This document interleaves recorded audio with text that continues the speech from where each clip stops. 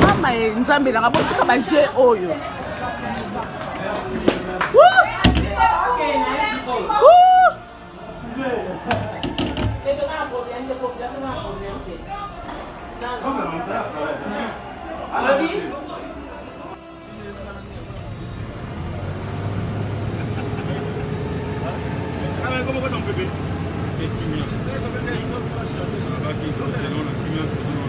Vous êtes en train de suivre l'équipe de Mémonantemi en grand. Filmez. Maman, ici maman, on est chez nous. Les autres, c'est chez nous. Merci beaucoup. Alors, là, vous êtes en train de nous suivre.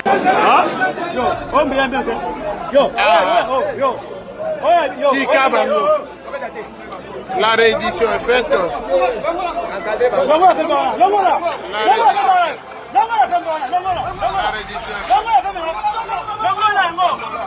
La police a gagné.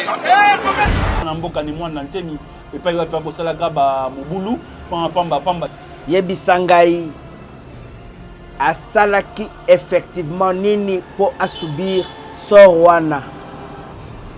Oyo bakoki kolobake traitement réservé na bakuluna. Nous pouvons comparer. Albert Yuma est en liberté. Nous pouvons comparer. Ndeko Chibala est en liberté. Chibala a betitina ba avocat na ye. C'est une parenthèse. Vous avez suivi ça sur les... Mais la justice était là. Alors, est-ce qu'il faut parler de l'indépendance de la justice ou bien Tolobake ezali manipulation de la justice? Sengeli parlement est autorisé. C'est de ça que je parle. Les lots, tout ce qui a comme droit de l'homme, respect des droits de l'homme, Namboko eza souscrit. Biso tozali baumbu ya chef de l'État. Tozali ba sujet na été. Tozali population na kati ya mboka na biso dirigé par un chef de l'État. C'est tout simplement. Ce n'est pas du droit. Ils ont peur Kobanga ya chef de l'État et Tiki Bango basala bongo parce qu'il faut sauver. Il faut sauver les meubles. Merci. Et ce que l'on dit na kati ya décision na bango. Bazolo Baké, ce sont des circonstances exceptionnelles. Est-ce qu'il y avait une circonstance exceptionnelle? Circonstance exceptionnelle pour Nabaoba Yébité. Est-ce que le directeur de cabinet, il y a chef de l'État, Azali Motoyanzela, Azana Ranin, Azali Naran, il y a premier ministre. Donc, Kosimbaye, il faut autorisation d'abord, il y a congrès. C'est ce que prévoit la loi. Comme directeur de cabinet, chef de l'État, Azako bénéficier Naran, il y a premier ministre. Nakati ya système obsotobibsonios. Ça veut dire que pour Bassambisaye, il faut procureur général près de la Cour de cassation. Mais tu as remarqué deuxième chose, Oyazali ko kangaye ko tinde na boloko, ezali procureur près une cour d'appel, une simple cour d'appel. Calcul simple salama kezali que l'air basalaka congrès Nadler à Tshisekedi et à Kabila, chaque député a $1 000. Ce qu'aujourd'hui 600 députés, congrès plutôt Assemblée nationale na Sénat. Ça va faire combien? Pas 1 million. 600, $700 000 ou $900 000. Et de $900 000, comment ça passe directement à $7 millions américains? Non, ça dit, bazan intérêt ya peuple. C'est comme Makambozo Ozo Banga ya coronavirus. Landa yango bien. Mouyembele razako senga biso ba ko sala test awa. Ils attendaient l'argent. L'air to tombo ki biso nyonso tolobi non koko so ko bakoba ite. Mouyembe revenu en arrière. Journaliste azali incapable ya ko filmer bisika batie bato kolakisa population gestion ya likambo etali COVID-19 pona ko permettre bandeko na biso bazwa nano ta courage ya kokende ko se faire consulter et kokende confiance eza lisusu te. Ça va faire un mois et demi. Nous ne voyons pas d'infrastructure au Bassali, ni moins. Bon, baza na kati ya centenaire, il y a cinquantenaire, baza ko insister. Ba mona kata minganga te. L'FCC peut récupérer la situation et arrêter le président de la République par voie judiciaire.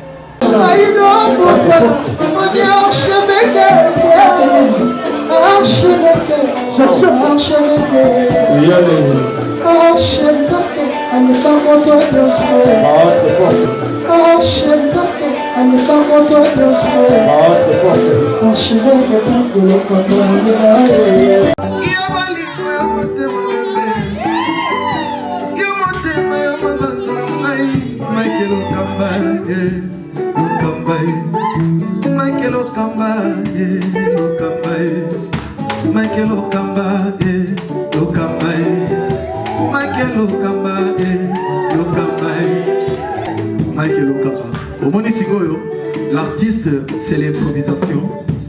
La honoré dans l'émission. Africa Elengi TV, votre chaîne, l'incontournable, la star des chaînes.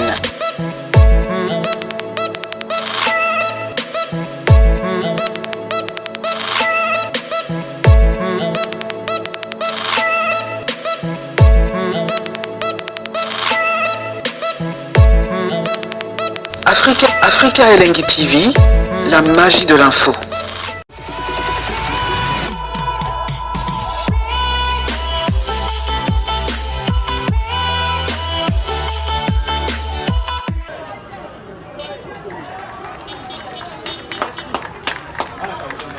Merci.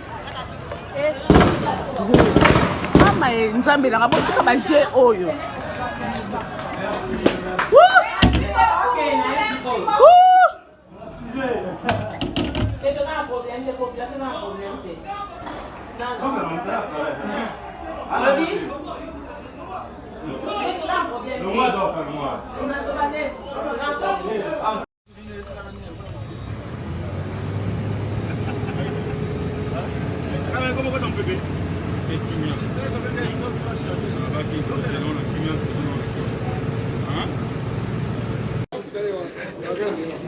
Ah, la dame, vous nous suivez en direct.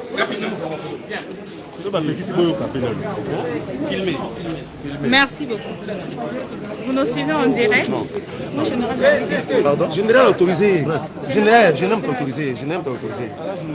Merci. Et voilà, nous venons donc là d'arriver ici à l'IPEKIP. Et là, vous êtes en train de suivre l'équipe de Nemonateli en grand. Filmez. Ici,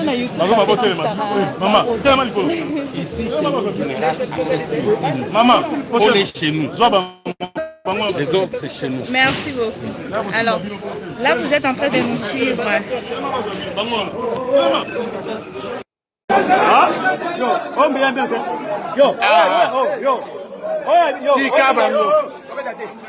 La réédition est faite.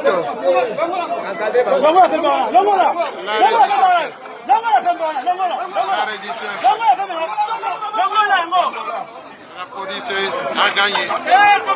Bandeko balandi ya Africa Elengi TV mbote pai wapi bozwami tozali na mbano makoki ya koya liboso ya etando na bino ekelelo koyamba mwana mboka Zorobabel yazali président ya mouvement de libération des consciences na République démocratique du Congo awa nde tokobeta masolo matali gestion ya COVID-19 pandémie oye ko déranger le monde entier. Est-ce que c'est une signe ya temps de la fin? Est-ce que c'est parmi les signes apocalypse? Tokoye bango na émission allez le trobeta likambo tali programme d'urgence il y a 100 jours à chef de l'État et pas donc comme on a bandeko ba ko landa la lokola singama tembele na prison centrale à Makala et puis tokobeta pe masolo etali état ya ba hôpitaux ya mboka na biso. Est-ce que le lot ozali na mesure ya ko repousser pandémie au corona 19 to robeta peli solo mwana mboka ni mwana ntemi et pas ya pa sala gaba mobulu pamba to robeta peli solo ya rencontre ya mwana mboka Antoine Félix Tshilombo Tshisekedi o bakutana gina le prédécesseur Joseph Kabila Kabange na kati émission ya lelo président Zorobabel Mbote ndeko to sepeli mingi koyamba yo na émission ya lelo ba ke ba kolanda yo ba retenir d'abord ni par rapport à la présentation. Va retenir que Maître Zorobabel azali dernier envoyé ya Yahweh na Afrique et pour na mokili mobimba na RDC et oyo wana ezali volonté ya Nzambe pour na kobimisa bana ya Afrique nyonso na boumbu et na kati ya situation toza na yango ya oppression occidentale. Merci. Président Zorobabel, le Cambo est dérangé le monde entier de la pandémie, le coronavirus. Plus de 360 morts dans la République démocratique du Congo. Gestion Covid-19, analyse nayo. D'abord, il faut corriger. 360 cas, 20 morts. 25 morts, 20 guéris. 20 guéris, voilà. Donc, ceux qui ont kamati ba mort oyo ba bandi kokufa banda corona et ekoti na mboka na biso jusqu'aujourd'hui et que au sali statistique on comprend que nous n'avons pas sur les 3 morts aux Hollanda 1 mort par jour. Donc ce qu'on sali calcul na yo on comprend que sur 300 à 400 personnes au bazali kokufa chaque jour na ba morgue nyonso ya Kinshasa. Corona ezali inventorié comme maladie. On est zéro kwa liboso. Elo kwa mibale. Ce qui corona ezalaki maladie ya solo. Nakanisi ndenge frappaki na Occident. Na tangi mboka lokola Italie, mboka lokola Espagne, États-Unis lelo. Bisika wapi santé ezali très bien aménagée. O bazo benga les pays bamboka ya bariche. Nakanisi mbele biso toza ko compter ba mort fois 10, fois 20, fois 30. Mais soko tali corona na bango okokuta que ezali action purement politique et non sanitaire. On ezali lecture nanga liboso. Lecture à mibale. Je voudrais seulement batubaye que fondement ya foi en Dieu le créateur Yahweh. Waza tata na biso ezali ke moto abangate. Nde fondement ya foi. Ce que tozali na kondima kanzambe ezali po toyebi ke eloko kokomela biso ezali te. Mais soko tali ba condition ba tieli sanitaire ba tie pona corona balingi ba mene moto na kobungisa bolingo kobungisa kozala na foi bakotisa ye kobanga eleka mingi pote azwa na bokono yango. Webi keza na mingi baza kokufa. Non pas parce que bazui maladie ya corona, mais baza kokufa par peur tout simplement. Kobanga kaka. Dans lelo na Kinshasa, soki okosoli eza coronavirus. Est-ce que nous tokosola kate? Lelo na Kinshasa, il suffit tout simplement que au sali fièvre côté, ba meko température 38.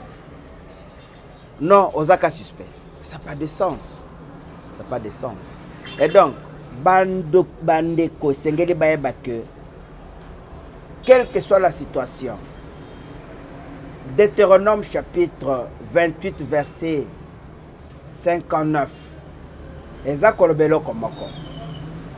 Soki yo otie like na kombo oyo ezali redoutable, kombo oyo eleki ba kombo nyonso, kombo ya Yahweh 60 bakisi ba maladi nyonso ekoya na mokili ekozwa ote.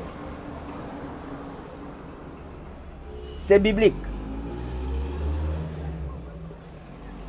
Nouveau Testament, ce qu'on dit Matthieu 24. Jésus parle sur ce même aspect.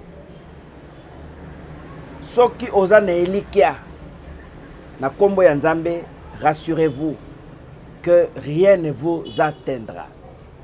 Et c'est ce combat-là que j'invite le peuple à comprendre que nous devons maintenir le flambeau de notre foi très haut.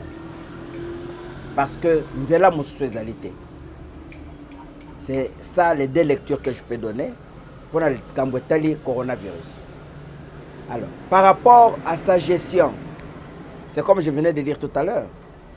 Je suis à mon avis, nous allons trop politiser. Je vous donne un cas.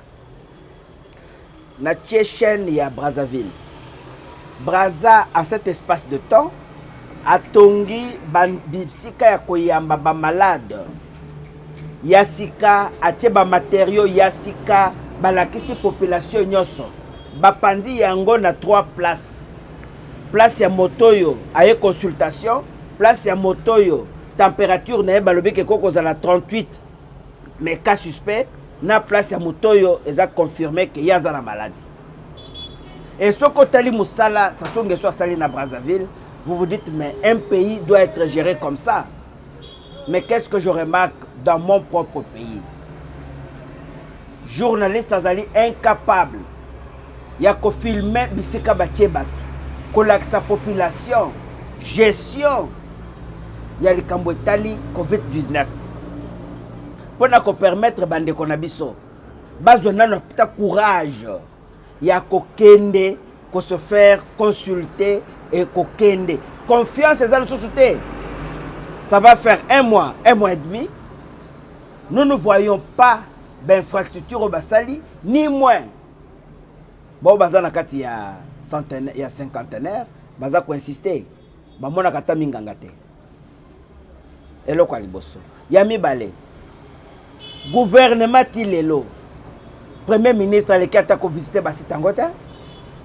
Mais j'ai vu, et pas Bandeko à Brazzaville, Moussikate Congo Brazza, le premier ministre Mwamba, à la tête, à la Tibilamba Nyoso ya cash, à Kéna Bopito, pour la situation d'Engezali. Awe Panabiso, rien. Ça c'est sur le plan sanitaire. Sur le plan juridique, comment on peut prendre une décision au Sénégalais à l'autoriser dans le Parlement sans même consulter par le Parlement? Vous voyez que c'est trop grave. C'est trop grave. Et aujourd'hui, tous en a confinement, tous en a état d'urgence sanitaire. Des fêtes, je me demande, l'air baza ko pesa meeting de même yako faut sa bateau amende de 5 000 francs congolais parce que on l'a cacheté. Ils trouvent ça sur quel soubassement? Bisous tous un système à droit écrit. C'est ça que nous appelons la dictature. Donc, la gestion d'Engo Tikotunandeko Billy, la gestion de Covid-19 est vraiment calamiteuse. Merci. Mon amboka Zorobabel, Moulambo Toyoki na lomé nyonso. Est-ce que likambu ya coronavirus les deux ali signe ya fin du monde? Topé parmi ba signe enlèvement, topé parmi ba signe ya apocalypse. Mon amboka Zorobabel. Non, esengeli bana nzambe nyoso baeba que il n'y a pas la fin du monde. Ezali ba signe oyo ezali précurseur ya suka ya règne ya Satan na mokili. Et règne ya Satan na mokili ezali caractérisé na bilembo, la franc-maçonnerie, l'illuminati, la rose croix, les pasteurs des églises de réveil, je crois, vous êtes conscient de bloc on a bango il y a Abrakashitaba, je ne sais pas c'est quelle langue. L'air qui déjà pasteur qui prêche a placé un mot magique. Chitabara, je ne sais pas. Le parler la langue. Les soi-disant parler en langue. Non, ce sont les mêmes parce que Yangonde Sika Satan a recruté l'église de réveil. C'est le bastion de recrutement même. Il y a bateau, dans le monde, il y a mal. Et donc, biloko wani fwezoa fin. Pour na kotika bana ya Nzambe, les élus de Yahweh, ba régner na moi et kombo ya Yahweh et kumama mokili mobimba. Ezalité qu'il y aura fin du monde, il n'y a pas de fin du monde. Mokilo tozana yango, les gens doivent retenir ça pour une fois pour toutes. Aujourd'hui, Ezali na 4,6 milliards d'années. Existence, encore, ceux qui ont dit que Ezali va calculer les fossiles, excusez-moi. Donc, existence, il y a Mokiliti Lelo, et ça au-delà. Au-delà. Je crois que événement le kaki le lengue mais la terre n'a jamais disparu. Et puis on est allé sur le plan scientifique. Tozong dans la Bible. Mokanda Nzambe lobi boye. Romains chapitre 9 verset 17. Nzamba yebisaki na Pharaon nabimisaki Israël na kati ya boumbu natia ye esika za lelo pote kombo nange kumba mamokili mobimba. Kombo nini? Kombo ya Yahweh. Elo kwa liboso. Elo kwa mibale. Vous avez beaucoup de prophéties, notamment la prophétie sur l'avènement boye ya Zorobabel na mokili. Ésaïe 18 verset 1 à 3. Ésaïe 19 verset 20 21. Évidemment, quand vous prenez toutes les prophéties, Oyo Nzambe atiaki pona batomuindo, kobima ya batomuindo na boumbu. Eza na Bible. Et koksamina noté, comment la fin du monde viendra quand la Bible elle-même, avec toutes ses prophéties, ne sont pas encore accomplies. Pour ce qui est accompli, ce n'est pas encore exécuté. Non, il ne faut pas croire à ça. Ezali deuxième preuve nazo pesa ya makasi. Allez vérifier. La fin du monde ne peut pas venir tant que pour les croyants du christianisme, Jésus n'est pas revenu. La fin du monde ne peut pas arriver tant que le nom lui-même des créateurs du ciel et de la terre, le nom de Yahweh, n'est pas adoré et glorifié sur toute la terre. Non, il ne faut pas céder au chantage de gens du mal. Tu as Satan, baza kosala ba campagne na bango pona kokotisa kobanga na kati ya bana ya Nzambe. Engai loko naza kosenga bino bana ya Nzambe. Ezali koyeba que mokanda ya Joël chapitre 2 verset 32 ezali clair. En ces temps-là, ceux qui invoquent le nom de Yahweh seront guéris. Ces temps-là, ceux qui invoqueront le nom de Yahweh seront sauvés. Et je crois que on ne vous donne pas de conditions. Balobi note qu'il faut que ne pas un pasteur songolo pour assembler là yo. Balobi si toi tu acceptes d'invoquer le nom de Yahweh dans les difficultés que tu as, tu trouveras une solution. Merci. Tolandi mwana mboka Zorobabel Mulambo na boke binyo surtout to continue likambo Italie gestion ya programme ya 100 jours à chef de l'État il pas y a moni dirka ba chef de l'État ko kende prison mwana mboka Vital Kamerhe moi dossier ngo ezali moi mbilinga yango to yambaki mwana mboka Zorobabel apesa biso makanisi moye concernant ndenge justice ko komi ko sala mosala le mboka na biso est-ce que lelo to koki ko loba to zongi état de droit to pe décor état de droit komi ko mona na mwana mboka Zorobabel Mulambo est-ce que tu commune a état de droit? Est-ce que des corps y a état de droit comme on ndeko Billy na boyo bazwana na biso nazali na kati ya moi doute moke parce que état de droit elingi koloba respect ya mibeko et égalité ya bato liboso ya mibeko elobi pona moto aza na rang ya premier ministre esengeli avant basimba ye basenga autorisation na congrès article 166 165 ya constitution na biso. Est-ce que directeur de cabinet ya chef de l'État azali moto ya nzela aza na rang nini? Azali na rang ya premier ministre. Donc kosimba ye il faut autorisation d'abord ya congrès. C'est ce que prévoit la loi. Voilà la constitution. Voilà constitution.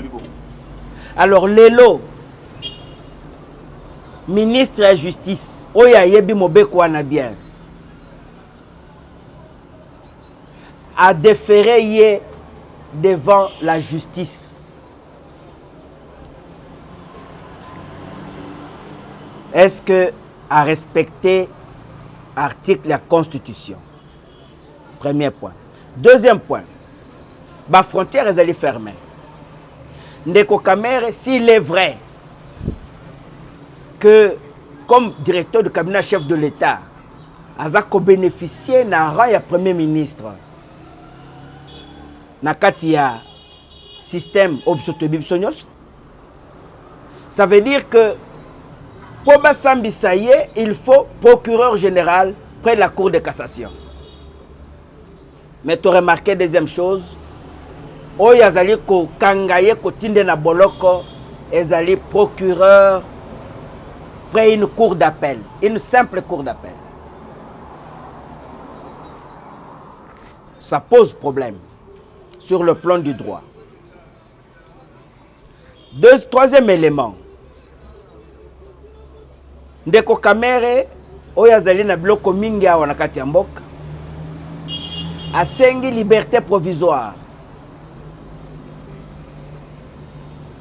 Là, ça commence à tiquer. Liberté provisoire. Que veut dire une liberté provisoire? Liberté provisoire, il y a koloba l'air bakpesi yo autorisation obima mais oyaka kosamba bakochela yo mikano. Par exemple, okobima nanda kunote. Oza na résidence surveillée. Par exemple, non seulement sur okobima, comme na présidence, c'est une des conditions. Baboto la passeport na yo, bakoboto la bacheke na yo, pour ça la mouvement.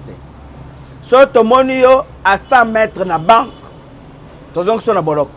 Eza ba condition ba pesaka. Ndeko Kamere, un grand leader politique, Yamboka Nabiso.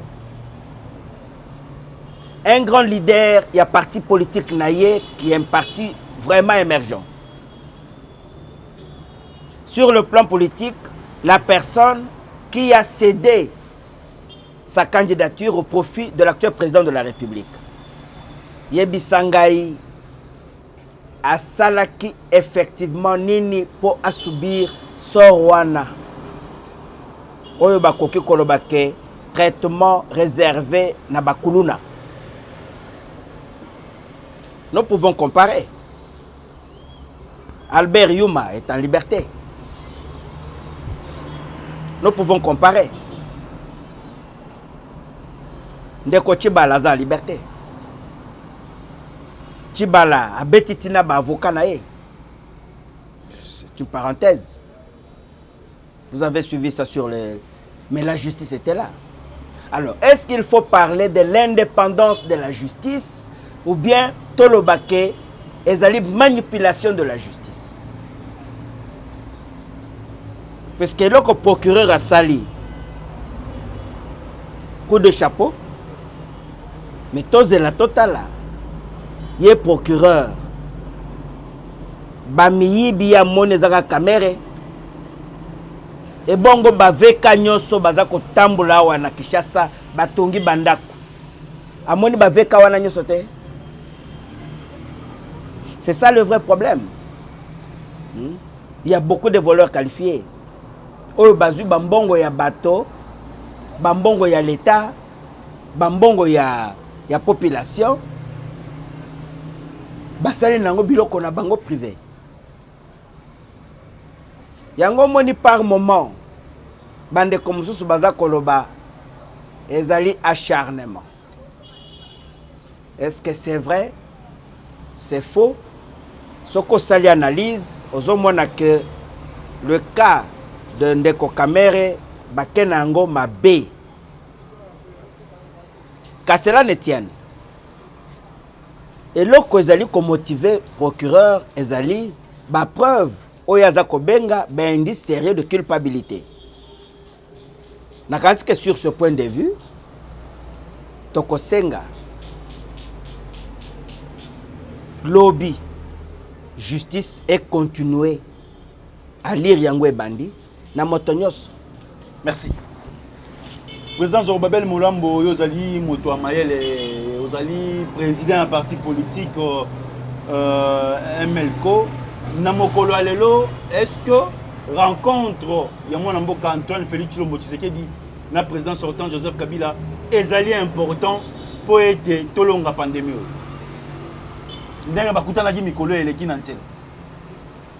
Bon, ngai personnellement, Nalandi Angote, vous confirmez que maman naki, basolo lakini. Causerie Zagi tourner tout autour de la pandémie, hein, ouais, déranger les République démocratique du Congo. Bon, peut-être naza komona ndelo kutoza ekoloba.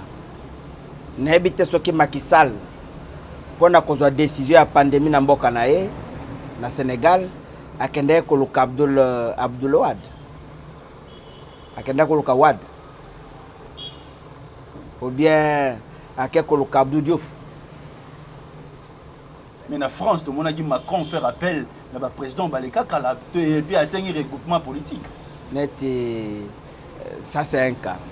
Est-ce que na Brazzaville, l'air bazuba mesure moko efficace, paix sanitaire et malam pour le peuple, ça songe so à quelque luka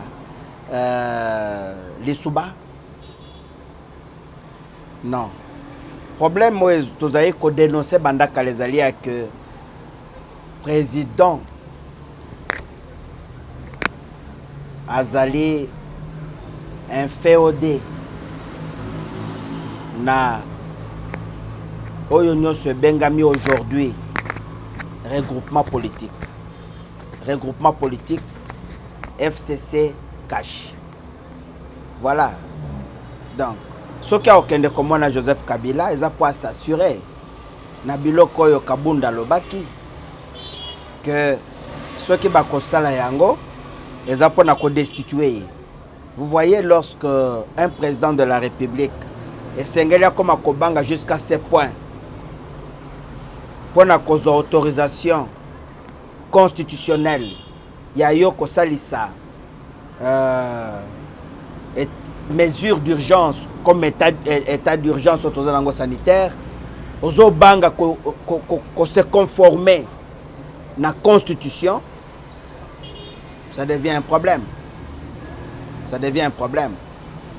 Donc, ils ont peur qu'au banga ya que, basu ordre, ceux qui va se réunir en congrès, ça la question incidentielle, et bien ça autorisation à poursuivre un gars, na makambo ya caméra par exemple, ou na ba dossier musoso. Est-ce que le congrès est important? Le congrès est important parce que, moi je te dis, naza na masque naboyi kolata parce que on ne peut pas gérer un pays na ndenge motema no elingi. La loi dit esengeli obligatoirement. Mais osa commis exposé hein tango ko tambola. Je ne m'expose pas. Naza koyebisa que loi ya mboka na biso esengi avant ya kozwa mesure munene lokola mesure d'urgence. Esengeli parlement est autorisé. C'est de ça que je parle. Les lots, tout ce qu'il y a comme droit de l'homme, respect des droits de l'homme, n'amboko eza sosute. Biso tozali ba umbu ya chef de l'État. Tozali ba sujet na été. Tozali population na kati ya mboka na biso dirigé par un chef de l'État. Et le chef, nous le reconnaissons lorsqu'il est en train de respecter la Constitution. Mais pas il va pas violer la Constitution. Parce que cour constitutionnelle est étranger qui makambo. Cour constitutionnelle wana et salio tobenga kana droit. Vérité judiciaire. C'est une vérité judiciaire tout simplement. Ce n'est pas du droit. Ils ont peur kobanga ya chef de l'État et tiki bango basa la bongo parce qu'il faut sauver. Il faut sauver les meubles. Merci. Et ce que l'on dit na kati ya décision na bango. Ce sont des circonstances exceptionnelles. Est-ce qu'il y avait une circonstance exceptionnelle? Circonstance exceptionnelle pour la baoba yébité. Et ça le quoi la renverser régime. Chef de l'État babomiye. Babengani régime yakala. Constitution elongwe. Nde balobaka circonstances exceptionnelles. Constitution ezate yango tolobi bongo. Là on revient sur les jurisprudences.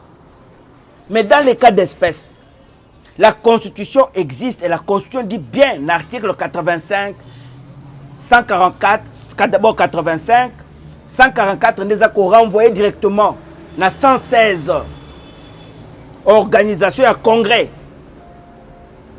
Ce qu'aujourd'hui, l'article on a mis ça au Tangi Yango. Au chuté l'article 119 de la Constitution. Et le lobby pour congrès est à la tenue, il faut ordre du jour.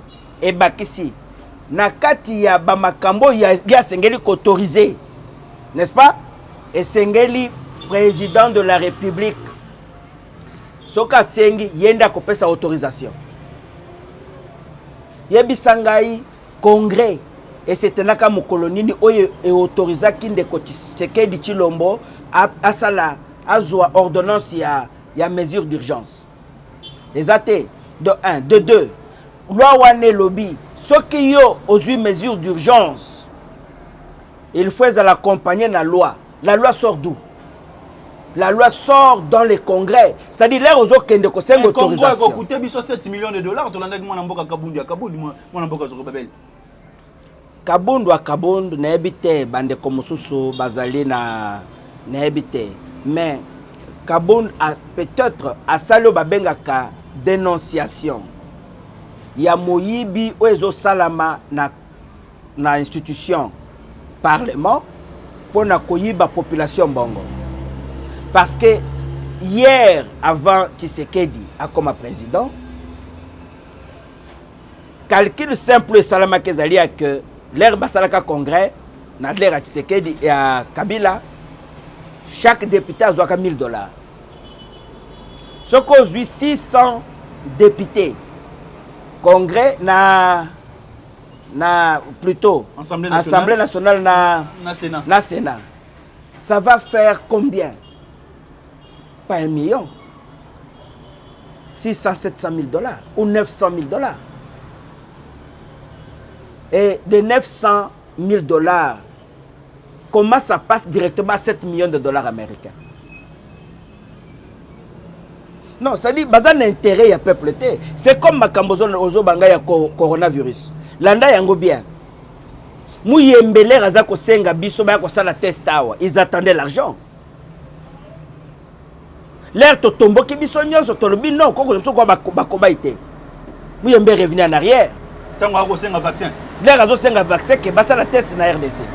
Donc c'est pour vous dire que Biso tozali kotala eloko tosenga ki état de droit, toza kobonde l'état de droit, mais Ndeko Tshisekedi ne doit pas nous lancer la poudre aux yeux.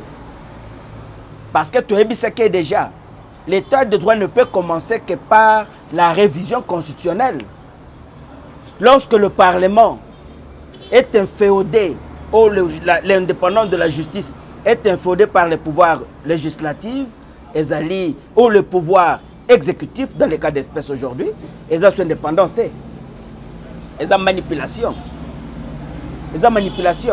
Vous n'allez pas me dire que c'est le même cas que nous parlons. Kamer est en prison par l'ordre, il y a procureur général. C'est la présidence. C'est la présidence. Mais un directeur de cabinet n'a pas l'immunité comme un député, comme un sénateur. Non, je vais dire ceci. C'est la présidence de la République. Je ne vois pas qui sous la sainteté, il a reçu des ordres. Les ordres de qui? Il ne faut pas nous voiler la face. Donc, vous voyez que vous allez vraiment à une situation déplorable. Non, nous disons aujourd'hui, le 15 millions, la justice aurait dû faire le travail depuis longtemps. Si elle n'attendait pas les ordres, les loyaux tomber dans le dossier à 100 jours parce que nous avons aussi fait pression. Le président doit nous rendre compte. Qui dit que c'est qu'il est en train de se dire, lui-même n'est pas impliqué. C'est là où même il y a la peur, il y a Kossel sa congrès. Parce qu'ils se disent à tout moment, l'FCC peut récupérer la situation et arrêter le président de la République par voie judiciaire. Kabunda, on a 36e anniversaire à IDPS, que c'était une erreur de nous donner le pouvoir. Parce qu'on va conserver le pouvoir, de pouvoir en pouvoir. Erreur de donner qui est le pouvoir? L'IDPS. Donner le pouvoir à l'UDPS. C'était une erreur de nous donner le pouvoir. Non, peut-être qu'il parle trop, mais je crois que l'FCC, moi je ne suis pas de l'FCC, je ne sais pas entrer dans leur guéguerre, mais puisqu'il s'agit de la République, je peux placer un mot, tout simplement. Il n'y a pas des imbéciles à l'FCC. Donc Kabound doit faire beaucoup d'attention. Et je crois que même la taille intellectuelle, Kabound peut ne pas être à la hauteur. Il y a Bato Bazali Pekuna Mingi. Merci. Votre numéro de contact, comme Nasuka Togoya Maman Namboka Zorobabel, samedi en direct dans Tingui Télévision. Le lieu est une émission spéciale Toyo Kimon Namboka à travers le monde, dans Afrique TV, à travers YouTube. Alors, je peux numéro de contact parce que samedi, il y a une émission débat. À 18h-19h, Tozana, président Zorobabel Moulambo. Un numéro de contact. Parce que mon tuteur, il n'a pas une question. Oui, d'abord, je dois corriger, c'est Zorobabel Moulang. Moulang. Oui. Les Balouba faire dire Moulangu, mais ce n'est pas Moulambo. Ok. Alors, mon numéro de contact est le 097 33 99 174. 081 72 37 099. Merci. Je vous remercie. Comme nous avons une émission à l'élo, Nassima Caméra est qui Peggy Bokeli. Plus 243 89 00 60 149. Plus 243 89 00 60 149. Nous avons bengi au commis message dans YouTube.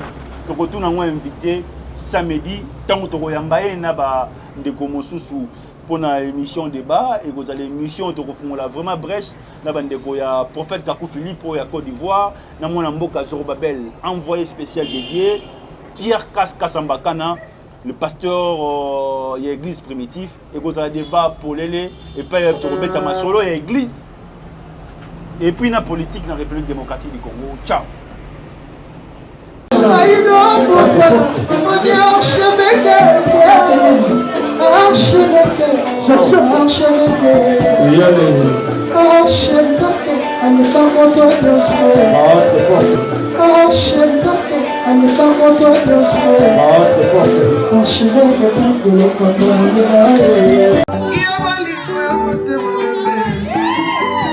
Yo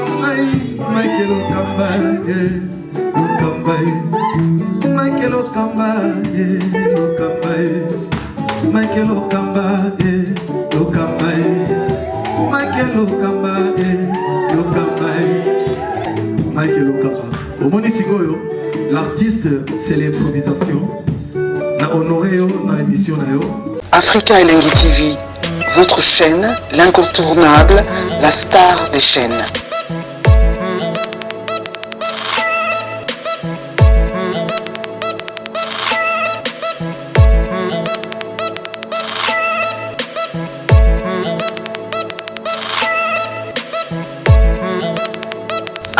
Africa Elengi TV, la magie de l'info.